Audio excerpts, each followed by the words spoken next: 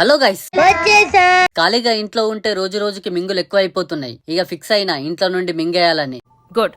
ఇంట్లో ఉండి మింగులు తినే బదులు మార్కెట్ కి పోయి పైసలు మింగిపోవడం బెటర్ అనిపించింది.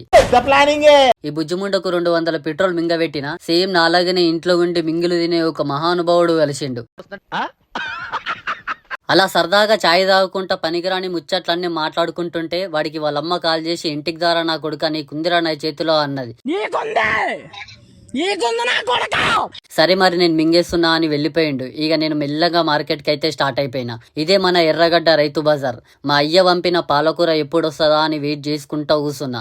అప్పుడే ఒక మహానుభావుడు వచ్చి దారా ఛాయ్ తాగుదామన్నాడు. సరే అని పొయ్యి ఒక వేడివేడి ఛాయ్ తాగి మార్కెట్ లోకి వచ్చే లోపే మన పాలకూర బాక్సులు అయితే వచ్చేసినాయి. 5 బాక్సులు ఉన్నాయి. ఒక్క బాక్స్ లో 200 కట్టలుంటాయి. ఒక్క బాక్స్ రేట్ వచ్చేసి 500. దెబ్బకి 5 బాక్సులు అమ్మినా 2500 వచ్చేసినాయి. 500 నేను మింగిపోయి 2000 మా అయ్యకి ఇచ్చేస్తా. కొంతమంది మనుషులు ఇలాంటివి చేయడానికి గల కారణం భయం లేకపోవడం, గోపు మీద ఒకటి దెంగి చెప్పేవాళ్ళు లేకపోవడం. చలో ఇక ఇంటికైతే స్టార్ట్ అయిపోయినా. టైం నైట్ 2 అవుతుంది. మన కింగ్స్ చూడగానే చాయ్ గుర్తుకొచ్చింది. తాగకపోతే కింగ్స్ ఫీల్ అవుతుందేమో అని సిగ్గు లేకుండా ఒక వేడి చాయ్ అయితే తాగేసిన.